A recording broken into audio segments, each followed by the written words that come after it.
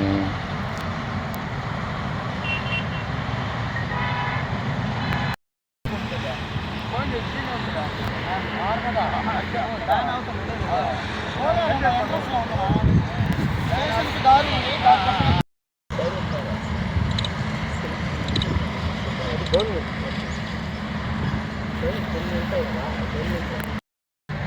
నమస్కారం.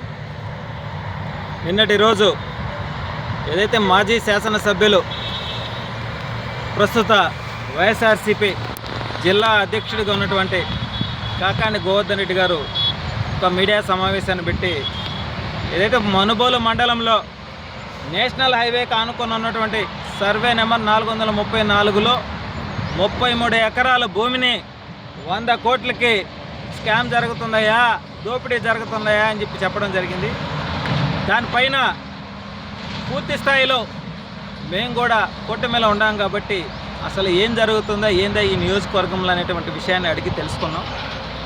గత 5 ఏళ్ళు ఈ సర్వేపల్లి నియోజకవర్గంలో ఈ మనుబోలు మండలం కావచ్చు, పొదలకూరు మండలం కావచ్చు, వెంకటాచలం మండలం కావచ్చు, ముత్తుకూరు మండలం కావచ్చు, తోటపల్లి గూడూరు మండలం కావచ్చు, అధికారాన్ని అడ్డం పెట్టుకొని ఎక్కడెక్కడైతే ప్రభుత్వ భూములు ఉన్నాయో వాటన్నిటిని కూడా తన అనుచరులకి అదేవిధంగా వాళ్ళ కుటుంబ సభ్యులకి తారుమారు చేయాలనేటువంటి ఆలోచనతో భూ సర్వేలతో అస్తవ్యస్తం చేసినటువంటి పరిస్థితులు మనం చూసాం. అయితే ఈ 434 సర్వే నెంబర్లో 33 ఎకరాల భూమి కూడా ఇది ప్రభుత్వానిది. తప్పుడు రిజిస్ట్రేషన్లు 6 అయినా 7 అయినా సరే పూర్తి స్థాయిలో దీనిపైన నివేదిక తీసుకోవడం జరిగింది.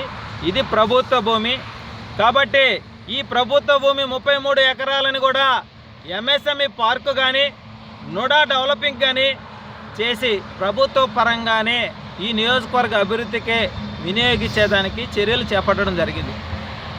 ఈ భూమి విషయంలో ఎక్కడా కూడా మండల అధికారులను మార్చడం కానీ తారుమారు చేయడం కానీ జరిగిన పరిస్థితి లేదు. ప్రభుత్వ అధికారులు కూడా మండల అధికారులు కూడా పూర్తి స్థాయిలో నివేదిక తీసుకొని ఇది ప్రభుత్వ భూమి, దీంట్లో ఆక్రమణలు చేయడానికి వీలు లేదు, చేసిన వారిపైన చట్టపరమైన చర్యలు తీసుకోబడును కాబట్టి ప్రభుత్వ భూమి ప్రభుత్వ పరంగానే వినియోగించుకుంటామని చెప్పేటువంటి విషయాన్ని కూడా స్పష్టం చేయడం జరిగింది. కనీసం చదువుకున్నావు, 2 సార్లు సర్వేపల్లి నియోజకవర్గ ప్రజలు నిన్ను ఎమ్మెల్యేగా గెలిపించారు, మంత్రి అయ్యావు, కనీసం మినిమం జ్ఞానం కూడా లేదా? లేదంటే పాపం ఎక్కువ చదువుకోవడం వల్ల చిన్న మెదడు ఏమన్నా చిన్నదైపోయిందా? దానివల్ల ఏం చేయాలో అర్థం కాని స్థితిలో ఉన్నాడో మాకైతే తెలీదు. మేము ఒకటే తెలియజేస్తూ ఉన్నాం, ఈ సర్వేపల్లి నియోజకవర్గంలో భూబకాసురుడుగా పేరు పొందినటువంటి కాకాని గోవర్ధన్ రెడ్డి మేము ఒకటే తెలియజేస్తూ ఉన్నాం, కూటమిలో ఉన్నాం కాబట్టి ఈ భూముల అక్రమంగా ఏడన్నా జరిగినా అయితే పేదలకు అందాలా, లేదంటే ప్రభుత్వానికి సంబంధించినటువంటి ఏ కార్యకలాపాలకైనా వినియోగించాలి తప్ప అడ్డం పెట్టుకొని ఎవరు ఆక్రమించాలని చూసినా మేమైతే ఒప్పుకోము. ఈ మాత్రం కూడా జ్ఞానం లేకుండా నువ్వు ముందుకొచ్చి ఈ 100 కోట్లు 200 కోట్లు అంటే 33 ఎకరాల భూమి పూర్తి స్థాయిలో నివేదిక జరిగింది. 7 చేతులు మారినా 8 చేతులు మారినా ఇది ప్రభుత్వ భూమి, 434 సర్వే నెంబరే, హైవే కానుకొని ఉంది. దీనిని నుడా డెవలపింగ్గా లేదంటే ఎంఎస్ఎంఈ పార్కుగా ఈ రెండింటికి మాత్రమే వినియోగిస్తారు. మరి అది కూడా తెలియకుండా ఏమీ లేకుండానే ఆడేదో జరిగిపోయింది. అంటే గతంలో నువ్వు అధికారం పెట్టుకొని మీ పార్టీ మీ చెంచాలందరూ కూడా ఎక్కడ పడితే అక్కడ 20 ఎకరాలు 10 ఎకరాలు 5 ఎకరాలు ఇష్టానుసారంగా ప్రభుత్వ భూమిని ఆక్రమించి దొంగ పట్టాలు పుట్టించుకొని అవినీతి చేసి దోచుకున్నారు అన్యాయంగా అక్రమంగా. దొంగ పట్టాలు పుట్టించడంలో, దొంగ సర్వే నెంబర్లు మార్చడంలో, అమాయకులైన గిరిజనుల భూముల యొక్క సర్వే నెంబర్లు మార్చడంలో, వాళ్ళ చేత అక్రమంగా ఏళ్ళు ముద్రలు వేయించుకొని కంపెనీలకు అప్పచెప్పి ఆ డబ్బులు కూడా అకౌంట్లలో వేయించుకోవడంలో మీ వైసీపీ పార్టీ వాళ్ళకు ఉన్నంత తెలివితేటలు కూటమిలో ఉండే నాయకులకు లేదయ్యా. ఈ విషయం గుర్తుపెట్టుకో.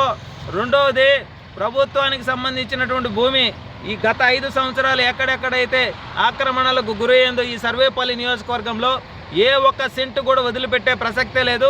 ప్రతిదీ కూడా ప్రభుత్వ పరంగా ఎవరైతే అన్యాయంగా అక్రమంగా ఆక్రమించున్నారో వాళ్ళందరి మీద కూడా చర్యలు తీసుకొని ప్రభుత్వ పరంగా చట్టపరమైనటువంటి సెక్షన్లతో వాళ్ళ పైన చర్యలు తీసుకునేదానికి కూడా కూటమి ప్రభుత్వం సిద్ధంగా ఉందని చెప్పి మనస్ఫూర్తిగా తెలియజేస్తూ, ఇదే సర్వేపల్లి నియోజకవర్గంలో వేల ఎకరాలు ఆక్రమణకు గురైంది. ప్రతిదీ కూడా తీసి మా అధినేత డిప్యూటీ సీఎం పవన్ కళ్యాణ్ గారి దృష్టికి కూడా తీసుకువెళ్తామని చెప్పి మనస్ఫూర్తిగా తెలియజేస్తా ఉన్నాం ఈరోజు.